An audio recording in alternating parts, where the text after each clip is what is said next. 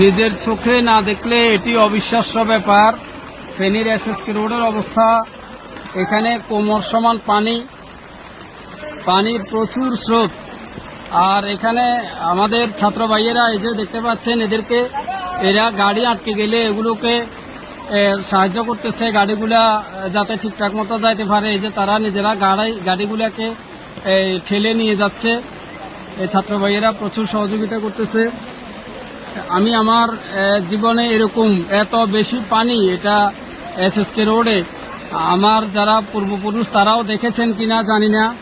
আপনারা দেখতে পাচ্ছেন যে আমি রিকশায় আছি, আমাদের ড্রাইভারের কোমর সমান পানি। এখানে আমাদের ছাত্র ভাইয়েরা আছে, তারা যথেষ্ট সহযোগিতা। রিকশাগুলো খুব কষ্টে, অন্য সব গাড়ি বন্ধ, রিকশাগুলো চলতেছে অনেক কষ্ট করে।